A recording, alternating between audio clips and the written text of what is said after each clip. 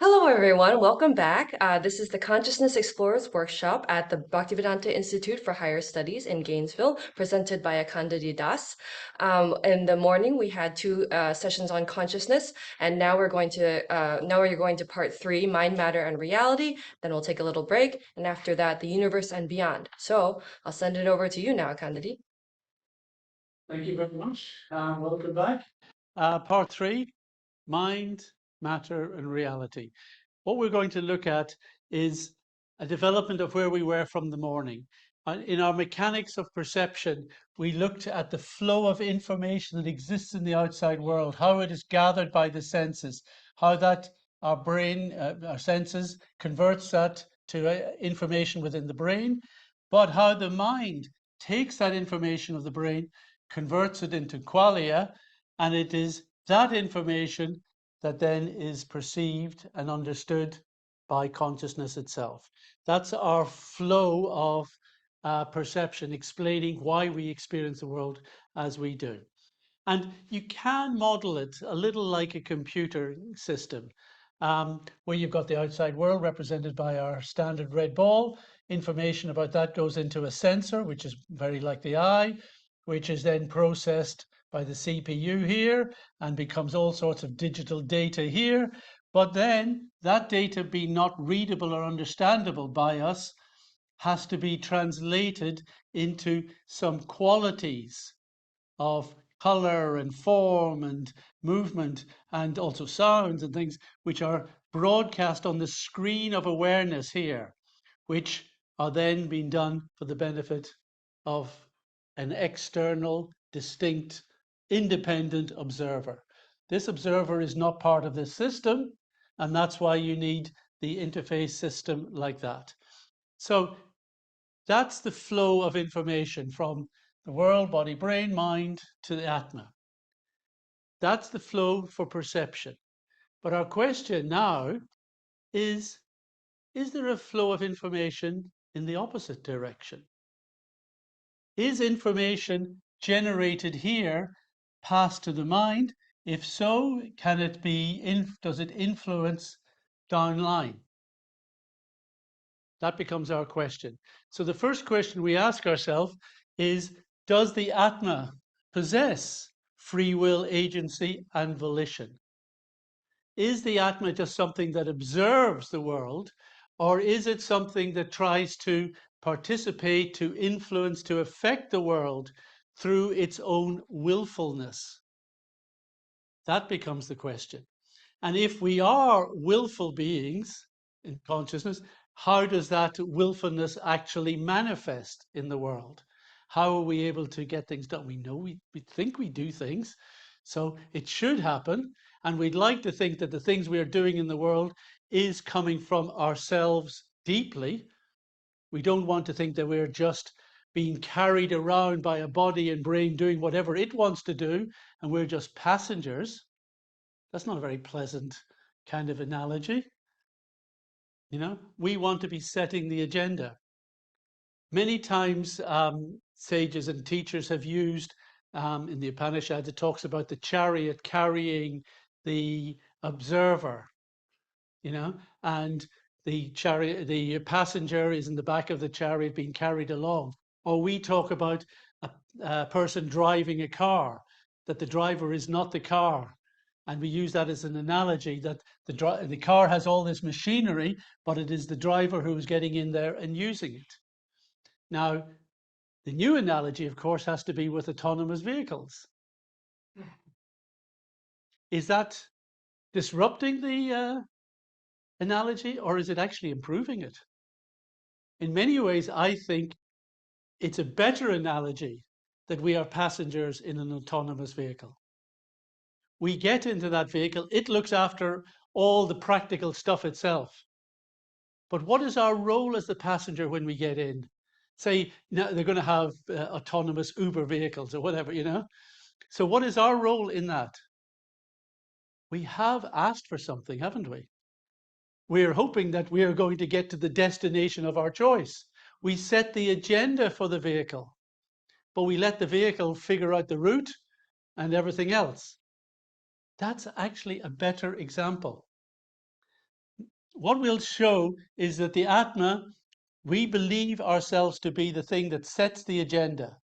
Now, it may be as specific to the Uber driver, take me to this specific address, 1515 North 7th Avenue, whatever it is, BT's house. And, you know, it'll take me there. Or I might just say to the autonomous vehicle, take me somewhere, you know, where I can have a nice walk by a lake. And it will do the research, you know, check nearest park with a lake, zoop, take me there. Right?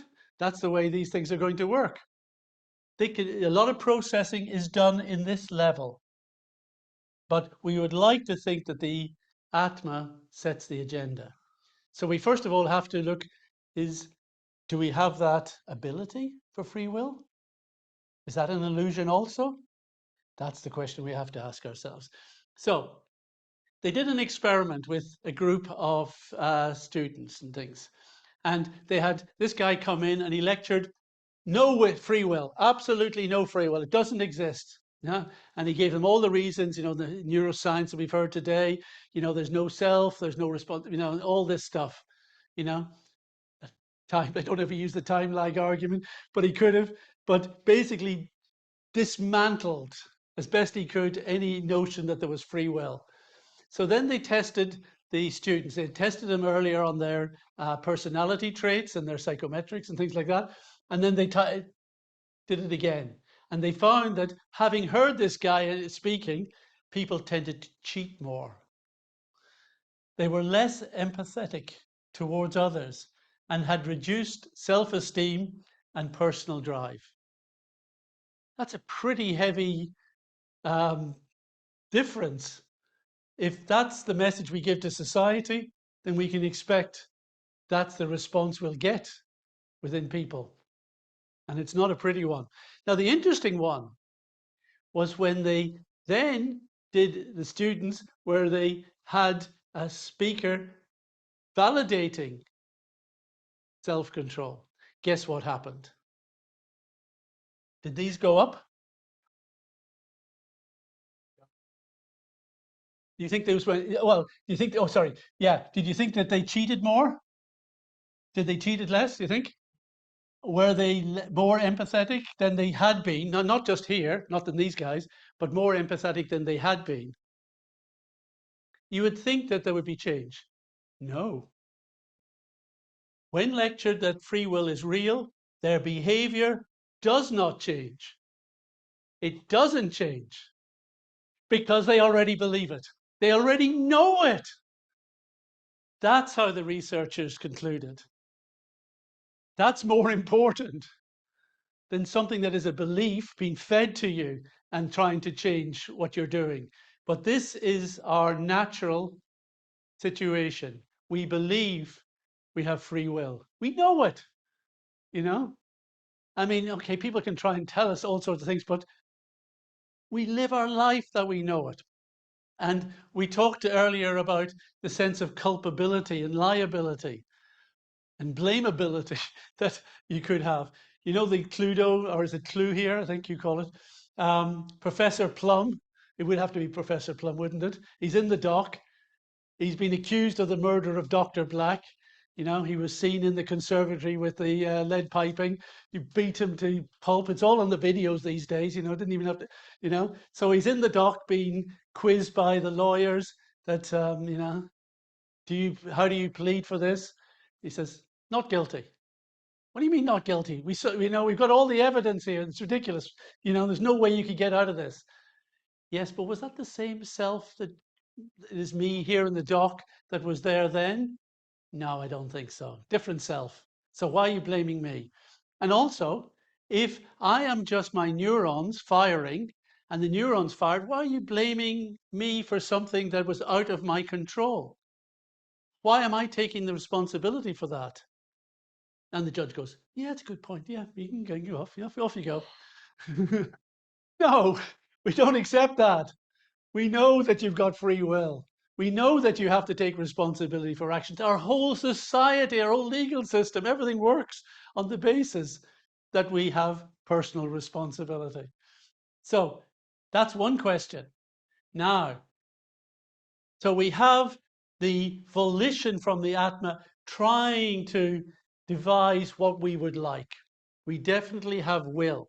Now, will doesn't mean potency. You know, sometimes we confuse that and thinking, well, I haven't got free will because I don't get everything I want. But the two are completely separate. You can have free will to want everything that you want. You don't have necessarily the power or the ability or the deserving to get everything that you want. That's a different question.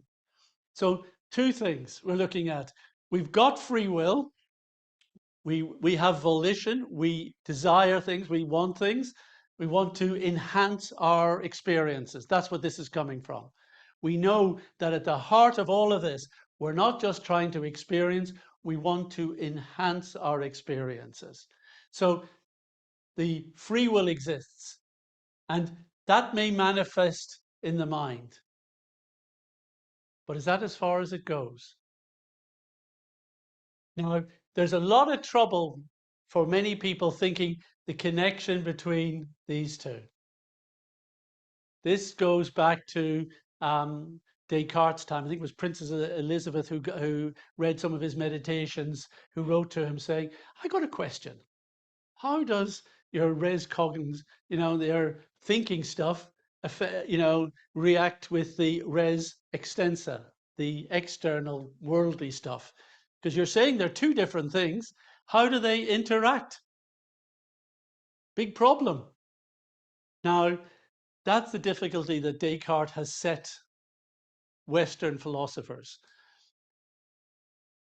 Eastern philosophers never had that problem because they weren't trying to create that type of dualism or specific total separation between mind and the world.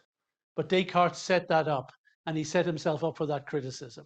So we are going to have to look at how mind is able to connect with the body and brain.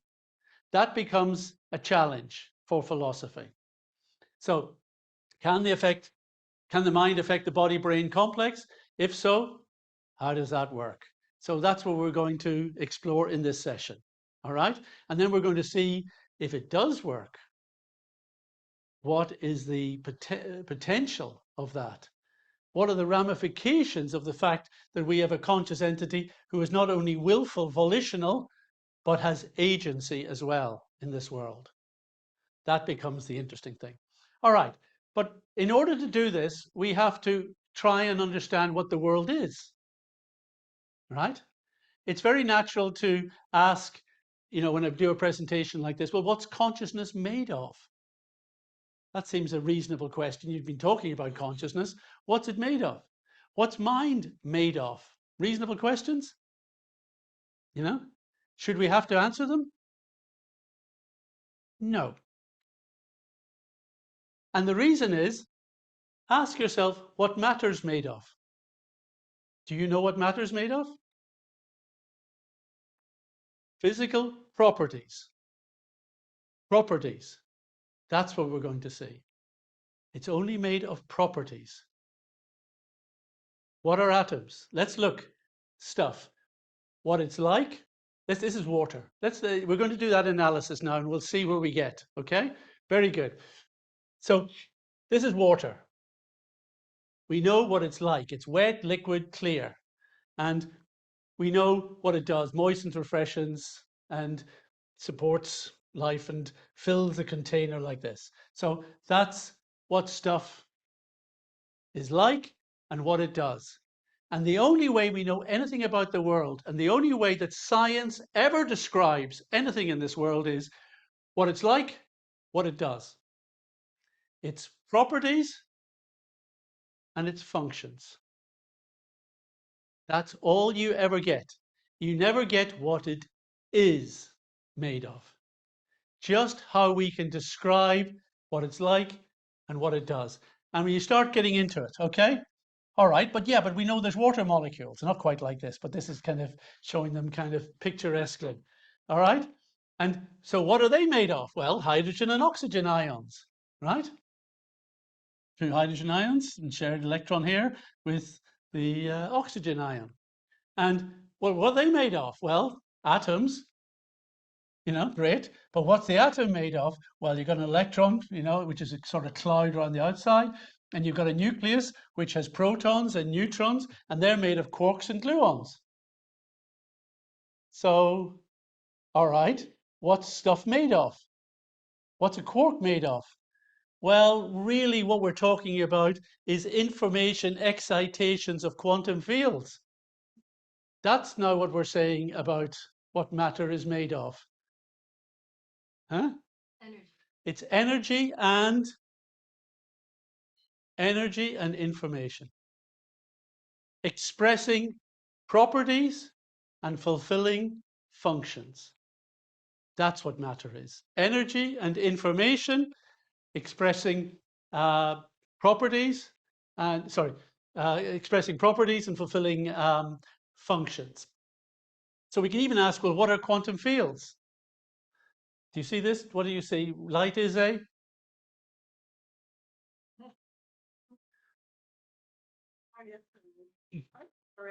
particle or wave, huh? Particle or wave. Clever little thing, not mine, but I borrowed this. So matter exists in a probabilistic wave state, which may manifest having measurable particle properties. Okay? So we can't say light is a wave, or we can't say it is a particle. Nothing is a wave or a particle. What we said earlier about science is that it provides a description of our experience of the world. It doesn't tell us what the world is. And when we're getting down to even light, we are not able to say what light is, what a photon is, what an electron is. But what we do, the way we try to model our experience of it, it seems to act with wave properties and at times with particle properties. All right? And now this, in the 19th century, there was someone who did an experiment with a double slit. I'm trying to remember his name, Thomas something or other. And he set up a light source, shone it through this screen with two slits. And what he saw was what's called an interference pattern here on the screen. Very easy to do this for yourself. Get a very kind of high-powered torch or a good LED, strong pointer, and you can create something with a couple of slits, or you can buy the thing, and you can set that up, that interference pattern, very quickly for yourself. Very interesting. And he did that. And because he said, well, look, obviously light must be a wave because it's going here and the wave is passing through double slit to each slit. And then it's radiating out from each of those slits in such a way that the ripples, if you like, overlap. And you can see this sometimes on water. You can see where the waves are coming in this way and the waves are coming in this way. And then they cancel each other out or reinforce one another. And you get patterns appearing, right? So when you get a pattern appearing after a double slit, you can say whatever went through those slits went through as a wave. Now, we don't know if it is a wave, but we can call it a wave because that's how we're modeling it. All right? Now, the thing is that when the wave hits the scintillation screen, that screen is asking a question of the light and saying, what are you? You're a wave? Well, in that case, but you're here now. A screen means I've got to stop you and look at who you are and where you are. You are here. Therefore, you have to exhibit some particle property because waves are everywhere, whereas particles are in one particular location. So as soon as you put a screen and the wave hits the screen, it has to decide where it is. So you can do this with, instead of just sending a whole light beam down at once, you can send one particle, one electron or one photon at a time. And it will go through both slits. And because it's only one thing there, it will become one dot here. But it will become a dot in the place which will ultimately fill out, become populated as more are sent to develop the interference pattern. So that means that thing which you thought was a particle that you were sending down, one single electron or one single photon that you thought is thinking that it's a wave when it goes through here and then deciding it's a particle when it's here. in our terms. Is this confusing? This is the mystery at the heart of quantum mechanics. We don't know how all this works. And then it gets even stranger, because instead of asking the question of what it is here, if we try to put a detector against one of these slits and try to ask which we sent a particle from down here, it seems to be going through the slits and showing an interference pattern, but let us check if it went through this, if it actually went through here. And as soon as you try to detect if the wave or wave particle thing went through one or other of these slits or both, it stops being a wave, because you've asked it a question here. Are you a particle or a wave? So it makes a decision there. And as soon as you ask the question there, the interference pattern disappears. Weird. I'm introducing you to a lot of weird stuff this afternoon. Huh? That, I mean, we don't understand exactly how to articulate what seems to be happening when we do this experiment. And there's a lot more on the quantum side that is similarly strange. We utilize quantum mechanics and we use the probability aspect of quantum mechanics in order to develop electronics, and so much of the gadgets we have now are based on our analysis of quantum physics. The exciting thing about quantum physics is the experiment is the weird thing. It's not that quantum physics is a weird theory. It's the experiment, the actual reality of what happens, that is weird, and for which we do not have a coherent, full explanation. The tendency is to use what's called the Copenhagen interpretation, which basically says it's a wave, and if we ask a question of it, the wave collapses to manifest the particle. That's the usual way of describing the probability wave packet. It's a probability function that it doesn't define exactly where the particle is. It just says where it is likely to be found is the correct way of expressing it. And then, so if you ask the question, you will find it within some boundaries of probability. It's a very strange scene, but what it indicates is that physical matter is studied in terms of its observable properties, and physical matter is composed of energy with information manifesting observable properties. And the properties that a material thing displays are influenced by observer choice. That's the thing that makes a big difference. That reality is now being described that it is influenced by observer choice at this level. So we're now getting away from the idea that matter is hard res extensia, hard stuff that is so different from this woozy mind thing that the two can never connect. Now we're starting to understand that matter itself is woozy stuff. And, it's not necessarily that different in potential. It is simply energy and information manifesting properties. So we're now talking about choice. And let's understand how choice plays a role. So which can of beans do you want? You go in, look at all the different types of beans that you could choose from, right? There's a range of stuff. So what we're trying to do is we have an intention. I want beans, so I go and consult the range, right? So my intention has brought me to the probability function, right? In one sense, this is like the wave function. It's the probability. There's all the types of beans. There's a probability you'll get this one or this one or this one.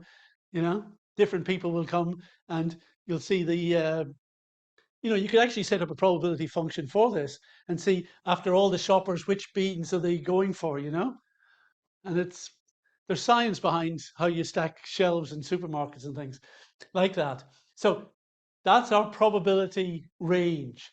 Intention comes along and says, I want to act on that. And it acts with choice. I want my Heinz beans. They're the best. And I want the organic version, And I think this one's sugar-free as well. So very specific, very, very specific, right? So from the range, we use choice to collapse the probability opportunities within the range into the singular specific choices we make.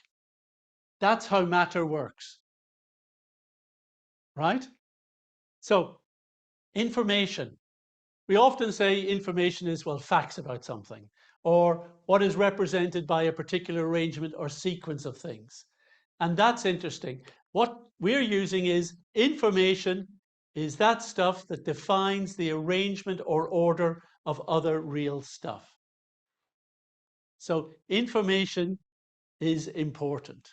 It's the thing that defines the arrangement or order, and by that we mean the properties that it will give out, and the properties will define how it interacts with others, and how it interacts with others defines its functions. So information defines the properties and functions of everything. So cause and effect. Here's 3 principles of cause and effect.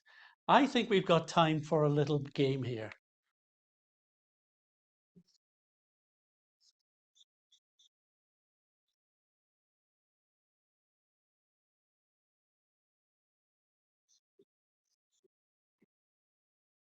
You have Countdown here? A game called Countdown on television? I don't know. This is a game that's played, very popular. My mother was completely addicted to it. You may not be able to see it so well, but maybe not. You get 9 letters, and the 2 contestants have to work out the longest word that they can take from that. So very quickly, give me some words that come from those 9 letters. Huh? Earn. That's earn as in make money. Next, quickly. Barn. Barn. Yeah. Huh? Need. Okay. Need what? Needs. Great. Rains. Yep. Near. Okay. Very good.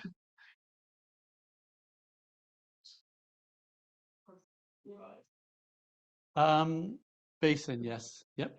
Desire. Did I hear? All right. That's good enough for us now. But that's interesting. How many of you shout out a word just because I might going to pick on you in a minute? Now, the interesting thing is about these words that have come from there, that there is a relationship between them. That's a general bunch of letters. These are specific words, right? Has this got meaning? No. But you have applied your intention for order and arrangement. You have picked out several letters and changed their order and put them in a particular order in order to create different words that do mean something. So you're manifesting new properties in these words that didn't appear to be here. But could you say that the meanings weren't in there? Do you think that arrangement of letters has all these meanings? Well, it doesn't appear that way until you apply intention and order. Once you apply some conscious volition and intention to these letters, you do get all these things. So they must be contained in there, potentially. And that's the point. That is energy and information, which is potential. And as soon as you apply choice and information to it, you start to get specifics. And the specifics are very useful, but they only manage to exist, these words only manage to exist because they are present as the potential within those 9 letters, right? So there is a relationship of potential to specific, and it is your choices that is changing the potential range. You're not choosing all of it necessarily, you're picking what you like out of it and making something of it. That is the secret to how the material world works. We're going to see that that is what is behind everything that is going on. This that the collapse of what is potential state of things, when you act on it with intention and choice and inject information to give it order and meaning, then you create all the specific elements that then become part of this world. So we're going to be using this principle again and again and again, that it is information as intentional and choice, it turns potential options into specific outcomes. And that the property of a specific outcome are always contained within the potential source. In India, we call that a philosophy of Sat Karyavad, that the effect is always present as potential. It can be latent, it can be hard to see, but it exists within the original, and therefore it is able to give birth, if you like, to the specific outcome. Now, which is more important, the potential or the specific? Which is more important, this set of words or these, sorry, this set of letters or these set of words? Huh? Potentially the one. Okay, that's one view. Do I have a different view? Okay, you're both right. But the potential is more important to the group. The potential satisfies everybody because you all get what you want out of it, right? And the world is set up like that. It offers huge potential.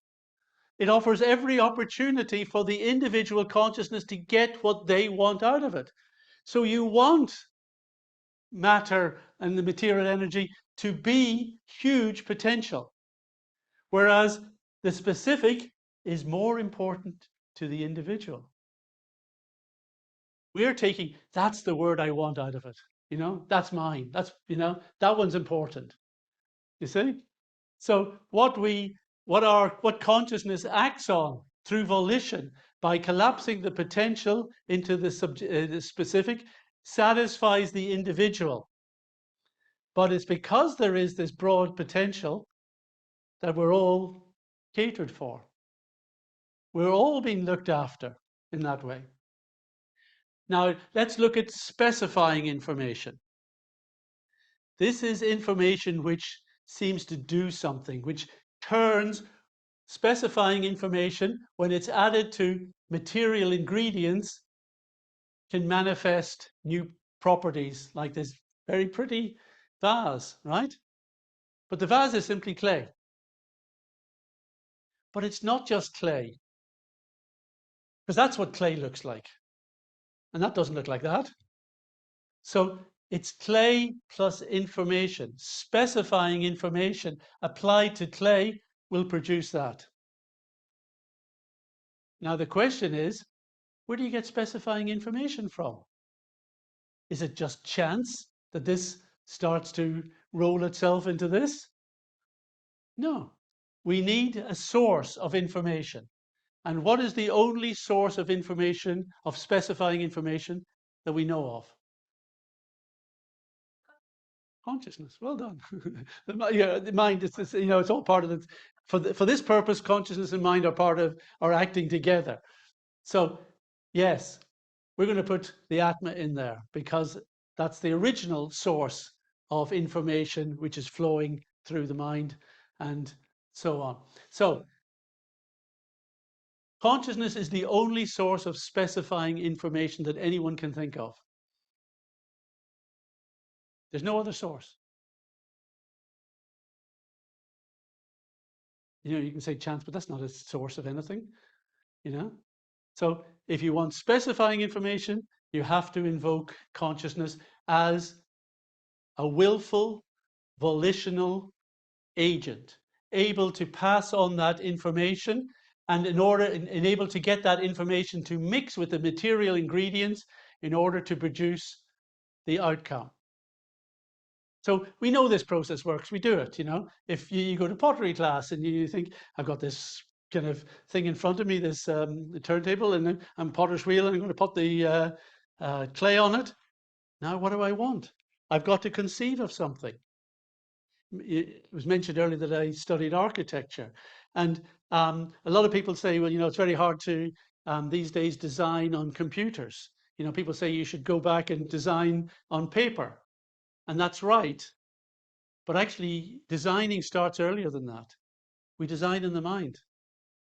First, you conceive and see it in your mind. Then you sketch on paper to see if you can kind of represent what you're thinking of. And then later on, you can develop it further. So conceptions in the mind start to appear and of the vase that you want to create. And then we start able to mold the clay into what we need it to be. A good example of this in kind of modern parlance is the 3D printer.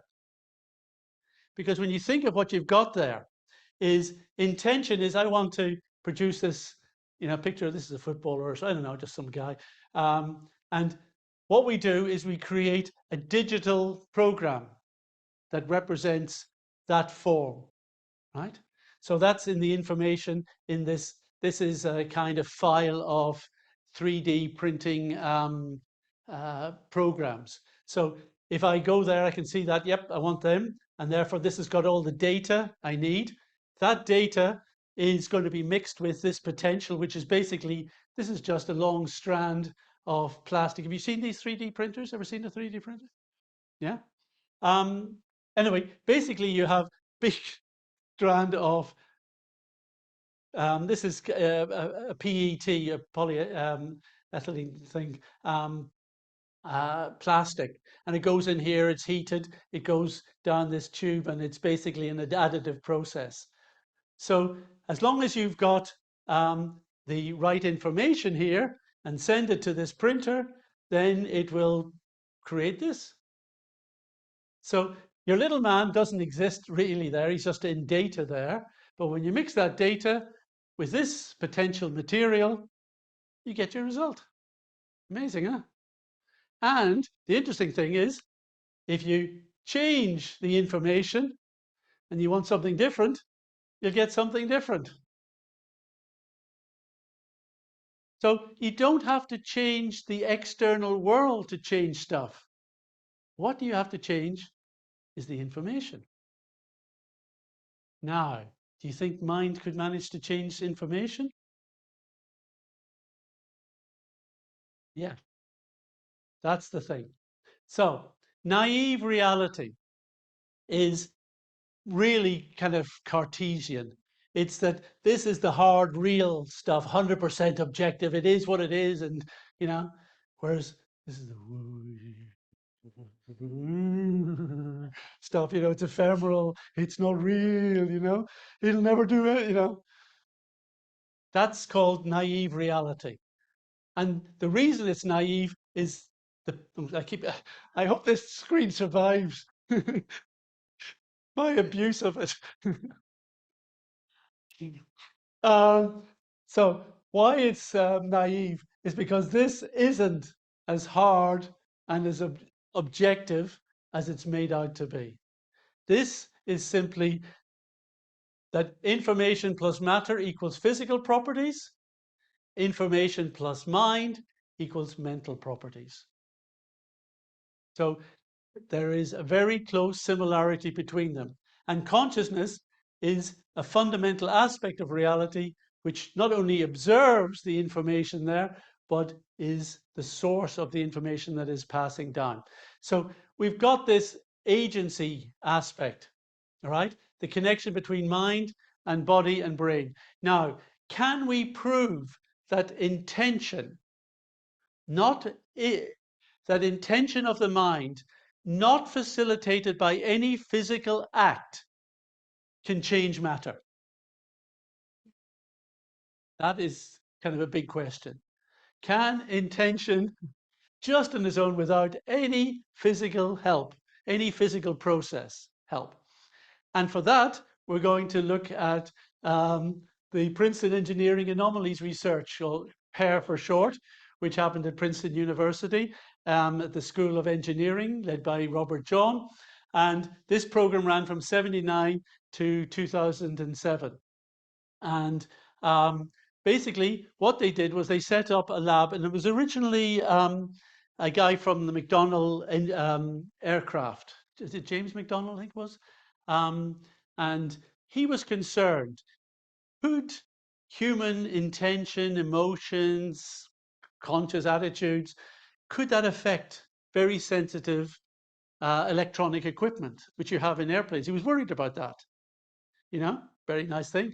So his friend, Robert John, said, well, okay, we can have a look at it. So they set up a lab called PEAR, and a lady called Brenda Dunn ran it for them. And they basically, they used a quantum-based random event generator. So that's the screen, but that's the actual little counter thing there. I got to see all this equipment recently, because it was transferred to a place in England, which is owned by a friend of mine. So we went up there.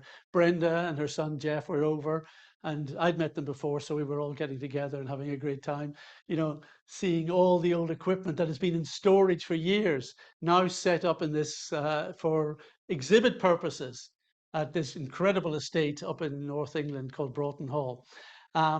So this is the original quantum-based REG. Now you should appreciate how these things work.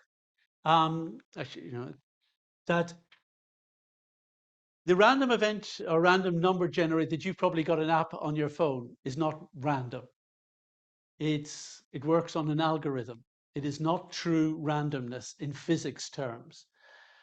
We count true randomness in terms of what quantum stuff does, because it's so damn weird. We assume it is utterly random. So the idea is that you've got an electron, which is a negatively charged thing, kind of passing down a wire. You have a barrier for it. And when the electron gets to the barrier, it has to decide, does it continue going through, or is it repelled by the barrier, right? Most will be repelled. But some of the electrons think, nah, I'm going to go quantum, you know? And they tunnel through. It's called quantum tunneling. So you can calibrate your source and your line and see, you know, what the expected number of percentage of electrons getting through are. All right. And that provides your baseline here.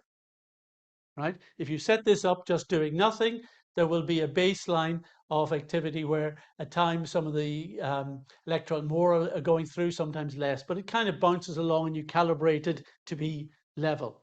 Okay, so you've got it calibrated like that. Now you get your operators. They weren't called subjects because they weren't experimenting on humans. They were experimenting on the machine. The humans were the things, the operators that they were using to see what happened to the machines. So they would ask the operators, could you, with your own mind, you're not going to touch the machine, you're not going to have any connection with it, could you get the REG to raise the output? Basically saying, can you make more of those electrons go quantum and do the tunneling? Or sometimes they ask them, could you lower it?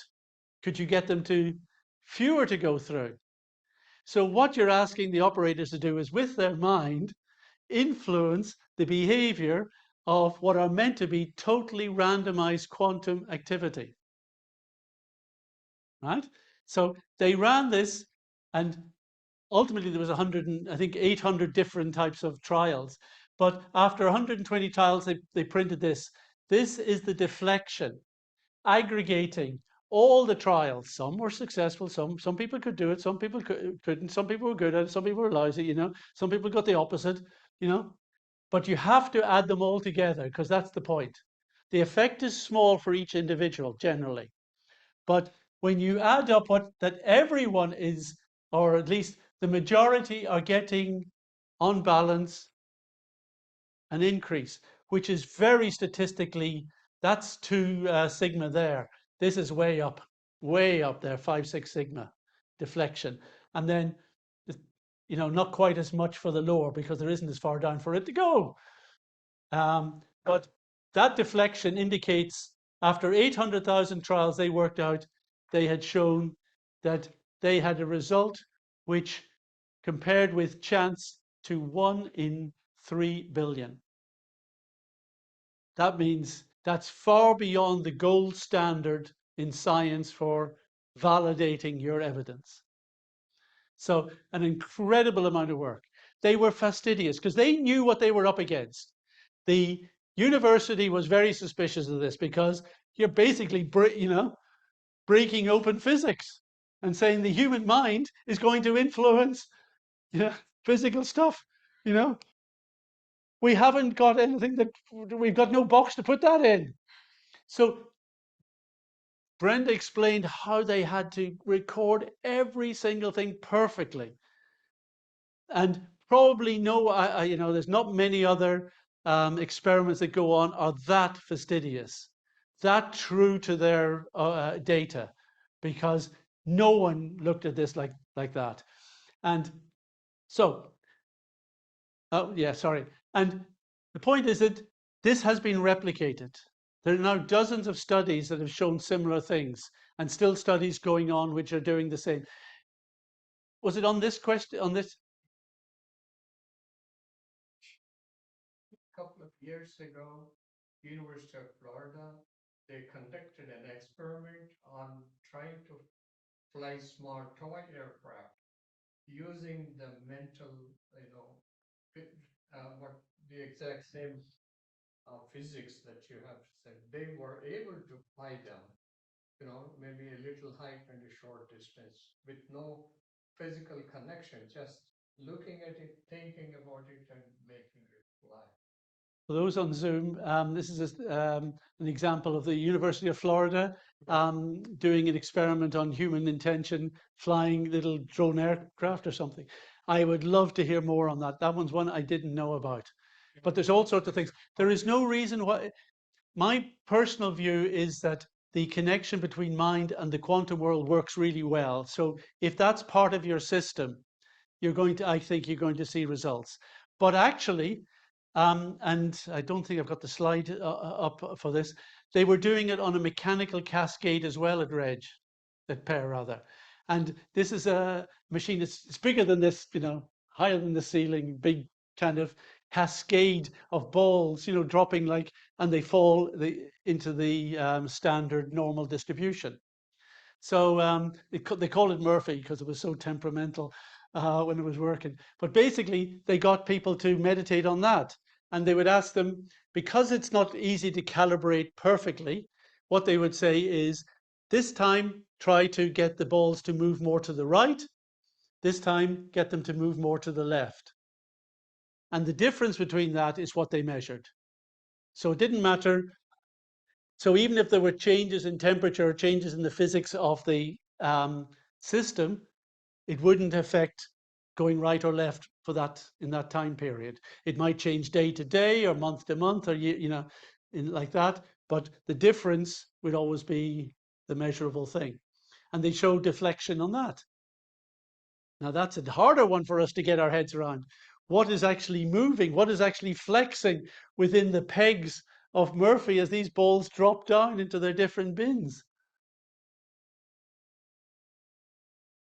I like this situation of how the mind can influence quantum states in order to manifest in a particular way. And I think it has ramifications in the world of the mind-brain connection. Now, I want to introduce you to a theory of consciousness called ORC-OR, Orchestrated Objective Reduction. This was an idea that is a collaboration between Sir Roger Penrose in Oxford and Stuart Hameroff, based in Tucson. He's an anesthesiologist. He had some experience on what was happening inside neurons. Roger Penrose had a kind of quantum idea of consciousness. Stewart contacted them and they kind of formulated this theory called ORCAR. We invited them to, or invited Stewart to give a lecture at Oxford at the Department of Physics just a few years back. So Roger came along, we had a nice chat and we all got together. The next morning, I spent the time with Stewart and I wanted to kind of drill me down into your theory, explain exactly what is going on. Now, I'm not going to give you everything that we did in those few hours, but I'll give you the essence of what is really important. What he's saying is something which I never realized. And again, you'll probably find this a little weird, is that in the brain, this is part of a neuron, the main part. And this is the axon, the long stringy bit that goes, and the direction of flow is this way out of the, away from the cell. And then here there are dendrites which are picking up the connections from all the others. So other cells are connecting in on this side, and then this is sending a charge out along its dendrites to other cells, right? Now, I always thought that basically, well, what causes the neuron to fire or not to fire? I just thought, well, when it gets enough charge, it fires, right? And that's basically true, but it's not the complete truth. And to understand what's going on, you need to see these orange things here. These are tubular constructions within the biology of the cell. They're called microtubules and microfibrils, right? And it's said that in the microtubules, there is the opportunity for quantum activity to take place. Now, a lot of people have been skeptical about quantum activity in biology because they think it's too messy, too noisy, too wet. It's just not the right type to sustain a kind of quantum state. Now we're discovering the opposite. Now we're discovering that quantum activity is rampant in biology. The whole process of photosynthesis relies on a photon hitting a cell and going quantum within that cell in order to find the receptor point by which it collapses, bing, then the photosynthesis chemistry starts to happen. If that photon didn't go quantum, it would never find its way to the receptor. Couldn't do it. So they're starting to explore all these sort of things. So Stuart Hameroff is convinced that he has demonstrated that quantum activity happens in these microtubules. And what he's saying is that normally charge builds up on the outside of the neuron, positive charge. These are ions. And there, on the axon, there is a kind of threshold bit called the axon hillock. And as long as that axon hillock holds its own there, it holds back the charge and there's no firing, right? And you would think that, okay, well, it's just a question of it getting a bit more and it's going to go past the threshold. The point is, this threshold is not fixed. Therefore, the point at which the neuron fires is not fixed. Okay, what's varying it? What's controlling it? Why is it firing it sometimes and not others? Well, that's what he says. The quantum effects within the microtubules affect the threshold of the axon hillock. So even though previously 3 charges was not seemed to be enough to get through, if the microtubules change their quantum activity and their output, then the axon hillock drops its threshold, charge gets through, the neuron fires. So it's not the neuron in whole, it's what's happening in the quantum level within the neuron cells that is controlling the firing. Similarly, it can do the opposite. It can, even if it gets extra charges, 4 of them here and 4 there, it can still tell the axon hillock, nope, you're not going anywhere. So it controls the whole situation. Now, what I think this offers is, if we've just seen how consciousness, intention, can affect the quantum activities in physical systems, do we not think that consciousness could then affect the quantum activity that is much closer to us, that is already integrated within our body, within our brains? It would seem that you could postulate that intention can act on these in such a way to control the firing of the brain. Therefore, mind and thoughts and desires could precede neural activity. Now, in perception, it's probably the other way around, because maybe these are affected first and then thinking happens. But for thinking, we can probably show that thinking precedes neural activity, not the other way around. Now, we cannot say for sure that this is absolutely the way it happens, but I mention this because at least with this example, it defeats the idea that you could not even think of a way that it could happen. This offers one possibility, a very reasonable. ORCOR is taken very seriously in many fields. Hasn't completely proved itself, because what Stewart is trying to say is that the quantum activity is consciousness. Bing, it just happens, he says. That's not, no, that doesn't work. We're not trying to advocate his philosophy or his theory. Rather, we're just trying to use his evidence, his observations, his experiments on this to show that there is a potential route of intention into the neural processes of the brain. I mentioned Broughton Hall. I didn't realize, I forgot I'd got the slides coming up. This is it up in North Yorkshire. This is Brenda in front of Murphy. You know, wasn't fully set up. That's the original REG. This is the Froggy. This is the quantum chip is in here. It's like your drones. It's in the robot, and there's all sorts of robotics here, and they can get it to kind of go. Now, here's an interesting experiment they did. They took this, and I think they put a different, instead of the frog, they put some hen on it, and they imprinted this robotic chicken with a bunch of young chicks, just newborn, hadn't seen their mother. So they imprinted it, and this made this their mother. And the chicks were in a little cage, and there was a yard outside. And they placed the robot in the yard, and it was operating on its quantum basis. That means it just moves according to whatever the quantum activity is that's generating it. And normally it would be random, it would tend to kind of end up in the same place. The chicks would go to the edge of the cage and look out at their mother, and they were able to call the robot to them. So with their mind, they were able to affect the quantum activity in such a way that it brought that to them. And actually, the reason Brenda and Per got so good results, honestly, is in her personality. She's an incredible lady. And she got results that other laboratories couldn't get, or couldn't get to the extent. They got good results, but they didn't get it to the extent that she did. Why?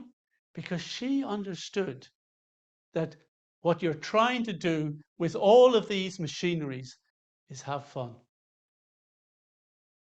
That at the basis of our interaction with the world, we are more likely to influence and to be effective. We're relaxed and having fun. The results show that the more you thought you were the controller, I am able to control these machines, I am able to make the bolt. No, you didn't get it. You just didn't get the result. But if you just thought, yeah, let's go and have fun with these, let's just try this, the results would come like crazy.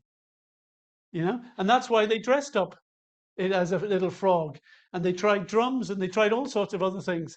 So it was because of her recognition that what is at the heart of the universe is having fun and feeling lovingly connected with everything that makes things work. So it's really sweet. Lovely lady, passed on last year, unfortunately, but hopefully her legacy will continue. Now we're going to get a little technical. Um, the difficulty that Per had it had the results, it had the observations, it had the experiments all neatly done. But in physics or in any field of science, you're meant to be answering a question within the paradigm that exists within that discipline. So the paradigm that physics is working in is not that matter is controlled by mind, but that matter is controlled by these other quantum, the quantum world and everything else.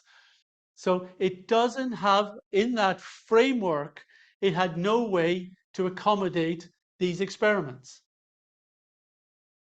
And that was the criticism. You got these results, but what is the theory behind them? And there's a joke like that. Two scientists are looking at things and one saying, well, I can see that it works in practice, but what's the theory? And that was like the remote viewing thing. We can see how it works in practice. What's the theory? How does it, why does it work? You see, that was their problem. So Robert John and Brenda tried to work out a simple picture for how they saw this working. And they said this is the tangible hard world, and this is its intangible information state. This is the mental world of which we are conscious. This is this mental world of which we are unconscious. It has its information. And really, normal activity seems to be happening like that. I'm not so sure that it really is. I think all activity is happening down like this. This is labeled anomalous, and this is normal. And basically, they say when mind is really interacting here on a subtle level, it's not trying to move matter, like I'm not really trying to move that elsewhere. Uri Geller was a friend of mine, and he used to stay with him a lot. And he said, no, as long as you're thinking you're moving matter, you're not going to get anywhere. But as soon as you see it as energy, and you're influencing energy, yeah, it's no problem to get spoons to bend and do everything else. So this is when your conscious mind almost has to allow your unconscious mind, give it its purpose, give it its agenda to work in the intangible field to manifest here. And now that it was called the modular model of mind matter manifestations, M5. Okay, modular model of mind matter manifestations. Right now, we're going to look at the modular model of mind matter manifestations modified. M6. All right. Now we're going to start. We've got our physics functions all over here, right? And what we have said is that what is matter made of? Ultimately, there are sub-physical functions and properties, information and energy at a lower substrate. This is the bit we see. This is the bit that our senses interact with. This is the bit that's really feeding that with its properties. This is the potential. This is the specific. Okay? Similarly, the mind and its cognitive functions. It has its bit that we are conscious of, where the qualia are, and it has lots of sub-cognitive functions down here. Right? This is the mind. It's all energy and information, but this is where information is not being manifest. This is potential, this is specific. And really what we're talking about is a sharing of information at this level. That at this information substrate, the mind is passing information to a subtle form of physical stuff, which then passes up in order, which then basically collapses, just like those letters collapse into specific words, collapses into the specific forms and objects that we see in this world. Now, this is on a very big level, and it's hard for us when we're operating on a day-to-day basis to see this. But this, so this basically becomes our flow. And here's consciousness. Consciousness is outside of this, but consciousness connects with the mind through perception and through volition. And then it's able to connect between mind and the subconscious, subcognitive functions. And we can demonstrate this link here, that your mind is able to connect with other aspects of mind. Mind is like an element like air. It's everywhere. I've got a bit of it, bit of the air here that I'm breathing in. You've got a bit of your air. There's going to be overlap at times. Mind is like that. I've got a bit of mind stuff that's looking after all my thoughts and ideas. You've got yours. At times we overlap, and we heard a story over lunch about when minds overlap. And I'm sure you've all had it. How many of you, called your mum and she said, "Oh, I knew you were about to call," right? All the time. And you've probably got that intuitions about your kids and so on, right? Intuitions. This is mind stuff. And it has been properly tested. Pear also did this. They ran what are called what's it? Precognitive. Was it precognitive remote precognitive remote perception (PRP) tests. And for this is a type of remote viewing, but it is done between viewers, where you have one person who is the transmitter and one person who's the receiver. And the way it usually goes is that we get the transmitter to go somewhere out into town, disappear for half an hour or so, and find something that they want to really visualize and transmit back to the rest of us. And the rest of us in a nice meditative state, start to receive and see what we get. They got good results. My problem with this system is that it tends to analyze the results qualitatively. Tries to give a score to how accurate, and that's okay, but it's not rigorous enough to convince the baddies. if I can say that, the naysayers. It's not going to convince anyone. You need quantitative analysis, and that's why I prefer the other system. But this is still fun to do. I had the experience when I was at Broughton Hall. We were part of a consciousness gathering, and we did one PRP exercise. I was twinned with a lady called Danny also from Switzerland, and I was the transmitter, so I went with the group. And first we did a bit of forest bathing. You know what forest bathing is? You just really tune into how your senses are experiencing everything.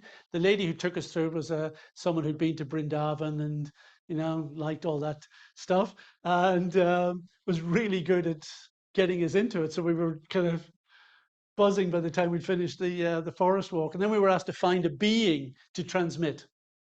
So I found a lovely beech tree. I like beech trees because the way they come into the ground with their roots, the bottom, they have these kind of things. And this one looked like a big throne, big chair, and I could sit down. And it had a particular type of very distinctive shape of moss on it. Very distinctive, powerful green moss around the back of what would have been my chair. So I was sitting on this chair thinking, yes, I am the monarch, I am on my throne and I'm overseeing my domain, and there's a, stone wall over there and a little hut and, things like that. And, so I was just transmitting that. So we went back. Danny comes over, she goes, "I've got to show you what I've written down. I've got to show you what I've written down." She didn't know, I didn't tell her anything. She said, "Did you have a green coat? What was that about the green?" And I said, "No, but I drew it like this." And she had drawn the exact shape that I'd also made a note of all these things on my piece of paper so that it could be correlated. So I had drawn that shape as well. We matched. Then she said, "What was all this about royalty?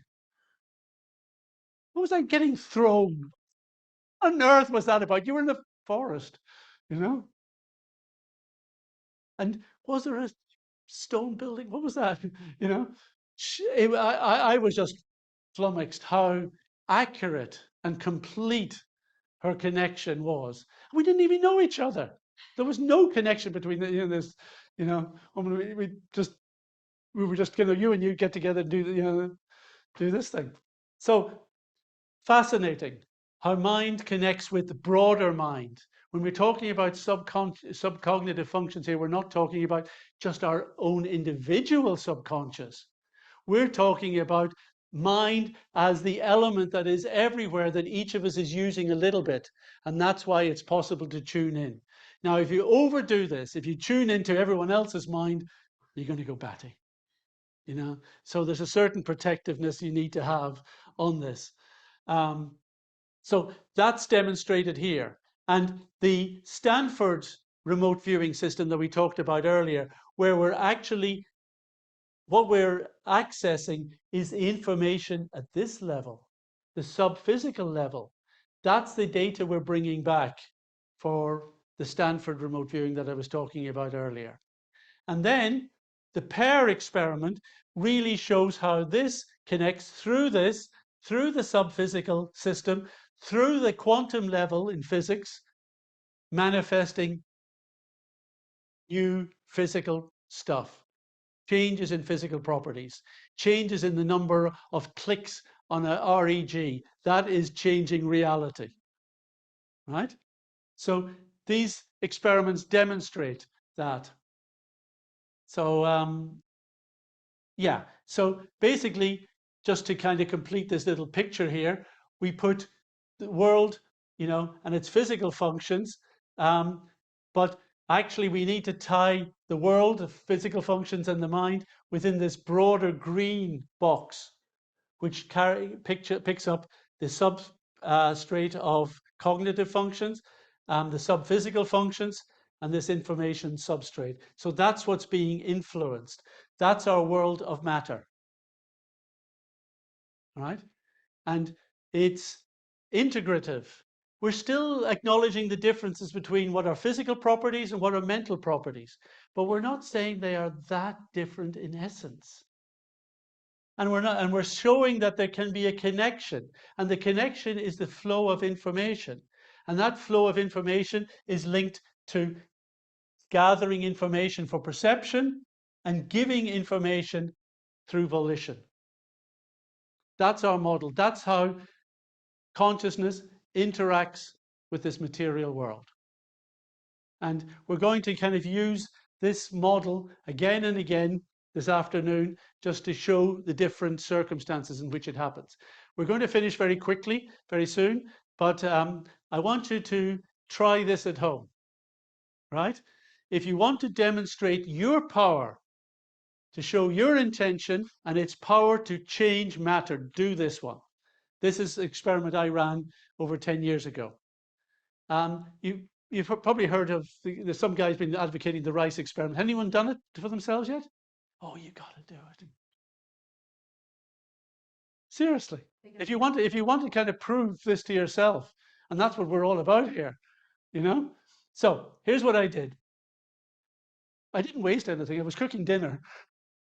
So I cooked a pot of rice. But the first thing I did before offering to Krishna was I had 2 containers, completely identical, completely sterilized. I was trying to be as clinical as possible in my kitchen, making sure no germs got in this because, you know, that could affect things. So from the pot, I took exactly the same amount of rice from exactly the same positions within the thing. I didn't take some from the top, some from the bottom. They were both taken from, you know, the overall top and, you know, the same scoop. So I filled those 2 containers. Now, you label one, thanks. You label the other one, fool. And here's what you do. The thanks one, you're meant to do this morning and evening for a minute or each. So for 1 minute, I picked up the thanks and I would praise it. Thank you. You are wonderful. You are a gift of nature. You are sustaining my family. You are tasty. You're enjoyable. You're so nutritious. And I would just, with the warmth, the best warmth in my heart, praise the rice. And you've got to really lay it on, really mean it, you know. And it's a lovely thing to do. That was lovely. That was absolutely fantastic. Then you pick up the other one, and you've got to let it have it. You've got to be nasty. You're horrible, nasty, disgusting, useless, just muck, you deserve, and, you can't believe how you have to speak to this rice, and I was cursing and swearing at it because you can't just say, I think you're a little misunderstood. That's not going to make it. I've talked with the director of the Indian Institute of Technology in Monday. He wanted to run some experiments like this, and he was doing experiments where it was just very weak. I said, that doesn't do it. If you're going to see something which you can actually observe a real effective intention, you better make sure your intention is strong, both positive and negative. So at the time, I was having trouble with a telecommunications um, company in Britain. I won't tell you what the name was, but I think I've given enough clues. And they're really giving me a hard time, with my account. So all my frustrations, I just let it out on this fool, morning and evening. You're meant to do it for 1 month, but after a week, I couldn't do it anymore. I couldn't do what I was doing to the full one. I just didn't do it. But so I didn't do this to completion. So let's just see some of the results, right? There's after 9 months, you can see the degradation here in the fool, and that the thanks. I was cooking. I always have some peas in my rice. I like that, So the green things are peas. So the rice is all whole. They were stored in the same place. I'd move them around. I'd make sure that there was no difference in how they were stored or how they were ever opened. Take the photographs. I tried to keep it identical. That's 9 months. After 18 months, this had become just liquor. Horrible smelling, everything. All the grains just decomposed into this horrible brown mess. There's a little something there. There's a little kind of, but otherwise the rice is all in whole. Now, 4 years. Was it the same bowl of rice or you changed it? No, this is the original. 10 years. They're not in a fridge. They're both on a shelf in the larder. Obviously, that's just gone and gone. 10 years. That has held its shape, held its form. Oh, amazing. Got it. It's still got in my house at home. Every so often I remember and think, oh, I should take a photograph and see how it's getting on. 1 week. Yep. That's big effect for so little attention, huh? Dang. Would the rice stay for 10 years? That's amazing. Shocking, isn't it? I mean, I'm not saying you should eat this, but it's still, yeah. I mean, I'm shocked every time I go back to it. Certain saints' bodies that have been dead for like 2 years and pulled up their body, and their body just looks like they're still alive practically, Well, that's it. That there is something in the positive, supportive, kind energy, gratitude, and everything. When you feed that into the system, you're asking something to sustain. When you use the negative energy, really heavy, nasty energy, you're asking for things to decompose. So you can imagine what this means to ourselves. This is the interaction of mind and matter in a bodily sense. So sound theoretical framework supported by scientific evidence that validates the interaction and exchange of perceptual and specifying information amongst these three functions. We're going to take a break there, but we now really want to explore what else is going on, what all this means for us. Okay? So that's a good, this is our moment, isn't it? Oh, we're a bit ahead. We've got time for a couple of questions, yeah. Yeah. Manifestation, was it related to this or it's? Trying to remember. Only, we can talk about it now. Yeah. It seems related to, yes, let's talk about it now. Yes, thank you. So There's obviously been a big business done in the world of uh, abundance, visualization, manifestation, think and grow rich, and all these sort of things. At Buckland Hall, to my shame, we hosted many of these characters doing many of these retreats and making themselves lots and lots of money. It paid the bills, but I it did hurt my heart that I often felt people were giving poor direction, to solve their problems. Because yes, what we've just showed is that your intention can change reality. But which one do we want to apply? We want to apply the one that actually brings sustenance and support and vitality to ourselves and to others, not acquisition and destruction at the. So, although this works, it has to be authentic. And a lot of people who explore these manifestation uh, um, processes, like I remember one group, abundance, and you stick your £50 note on your bathroom window or so, you kind of meditate on it, and you think about this, and you try to visualize and think and grow rich. And often people will get the opposite result. And part of the reason is that you will get what you want, but it has to resonate with your persona. That person we said was there in the drama? It has to resonate with who you really believe you are. That's what will manifest. And if you start praying that I want to be rich, I need to be rich, God, give me money, universe, give me money, make me rich, and what are you actually saying to the universe? I think I'm poor. I think I'm lacking. I think I'm missing something, right? That's me. I've reinforced my identity of being poor, miserable, and unhappy. Guess what I'm going to get back from the universe? It simply reinforces where you're really at in the manifestation. So if you want to be if you want to kind of use this in a positive way, you actually have to think beyond yourself. You cannot be thinking what I am going to get from this. Obviously, focus and preparing a business plan and having a mind map of where you're going. These are useful to a degree. That's fine. But when you're actually talking,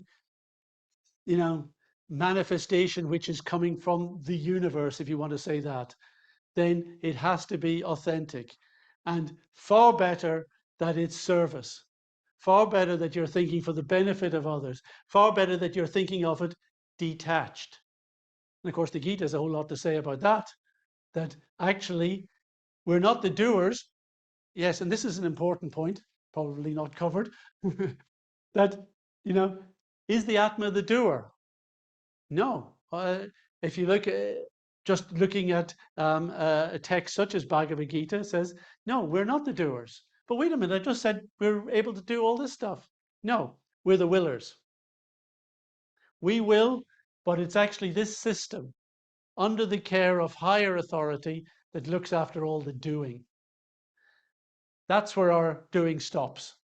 Here, we just do a bit of willing doing, that's all. This system takes it on from there. Well, yes, then you say, well, how well does that actually manifest? It isn't just your desire, it's your deserve as well. So yes, the whole thing will be tied in together, but that's probably a slightly different story. Now, is there any other aspect of manifestation that you want on that? Is that Just wondering, to what extent does it actually work? Visualize the whole situation and it just happens. Like you visualize it, you see it, it's almost real. It's just time separating you, and then well, as you were giving that, did remind me of my own teacher when he sat down and said, I have lots of centers, lots of farms, lots of schools, They're all existing, just time is separating. That's actually the reality we've been trying to describe, that things can exist in that potential form, but it's only time which allows the changes in order for potential to become specific, to become a physical output. Is, okay, Krishna's Brahman Jyoti, is that the quantum field?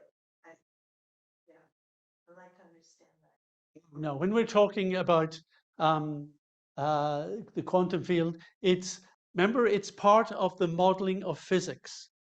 We don't actually know what is a quantum field, but it's been very helpful to visualize what the properties that we're playing with at that level. A field is a very good way of visualizing and then analyzing those properties. So it's useful, but what is a field in physics is another story altogether. But it's still with very much part of the. It is. I want to get back to show you where quantum field is there. It's not even down here. It's not this stuff even. Never mind as subtle as mind. Never mind out here in the conscious. It's way up there. It seems to be the connection that subtle information can act on. Now, perhaps physics will discover something below this. Some people say string theory or something like that. That's still having a problem. Or the implicit order, David Bohm's pilot waves. It could be something down here. So physics, I think, will get a little deeper, but it's still not really getting right down to the sub-physical state yet. I feel. The unified, yeah, there's a kind of this unified field, I think, is what they mean. There's lots of different modeling, morphic resonance field, information field, unified field. It's really people's way of trying to talk about what seems to be happening when the information from mind and the information from the physics seems to be within an area where it can interrelate and information can be shared. So we have a question from Zoom. Could you describe the difference in how the Gita describes mind and how the Western scientists describe